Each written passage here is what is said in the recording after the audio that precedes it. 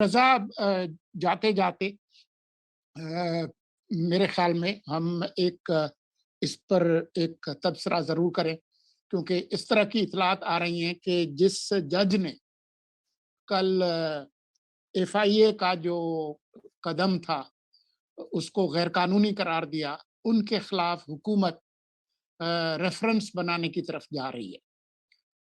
मुझे नहीं मालूम कि ये मालूमात मुसद्दिका है या नहीं है, लेकिन वो मोहम्मद मालिक कहते हैं कि इस्लामाबाद में कोई अफ़वाहें नहीं होती, बल्कि वो प्रीमेच्योर फैक्ट्स होते हैं। तो इसलिए मुझे नहीं मालूम कि ये बात दुरुस्त है या नहीं है, लेकिन जो ये इत्तलात आ रही हैं ऑर्डिनेंस लाने की, तो अभी थोड़ी देर पहले मैं आपको बता रहा था कि आइन का जो आर्टिकल 8 है, जहाँ से बुनियादी हुकूक के आर्टिकल शुरू होते हैं, 8 से 28 तक ये 20 आर्टिकल। तो 8 आर्टिकल जो है वो ये कहता है कि कोई कानून, कोई रस्म, कोई चीज जो कि बुनियादी हुकूक जो कि इस आइन के अंदर दिए गए हैं, उनसे मुख्तलिफ हो या इख्तलाफ रखता हो या मुतजाद हो, वो हो नहीं सकता। आइन का आर्टिकल भी अगर कोई अमेंडमेंट करके लाएं तो वो नहीं हो सकता।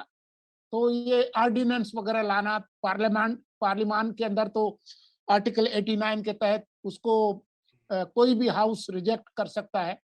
लेकिन मेरा ख्याल है कि आजकल का जो माहौल है, अदालतों का जो मूड है, उसमें इस तरह का कोई ड्रैकोनियन लॉ जो है वो अगर लाने की कोशिश की गई, तो जो रिएक्शन होगा वो अदालतों का, अवाम का, वो कोई बहुत मुस्बत नहीं होगा। जी, मेरे ख्याल से देखिए सुपीरियर कोर्ट्स तो उसको जो है वो अपहोल्ड नहीं करेंगी बल्कि खत्म कर देंगी।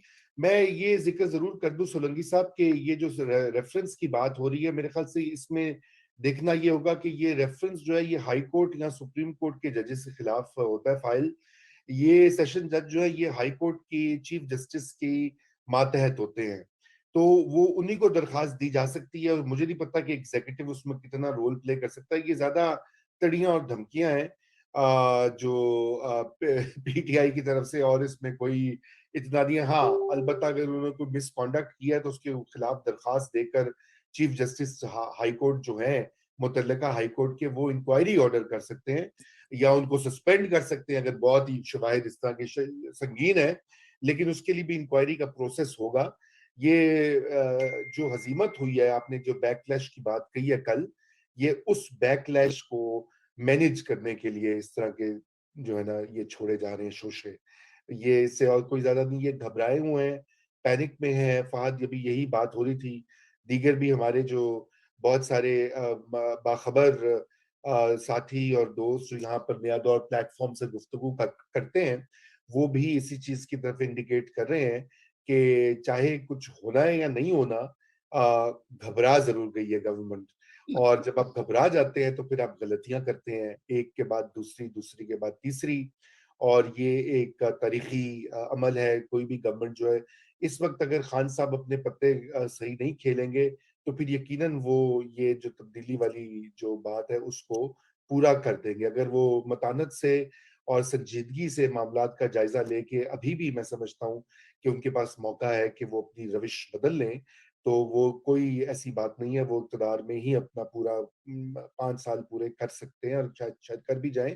लेकिन ये जो पैनिक वाली सूरत हाल है, इससे मामला गड़बड़ हो सकता है। तो मेरे ख्याल से आज के लिए इजाजत लेते हैं नाजरीन से।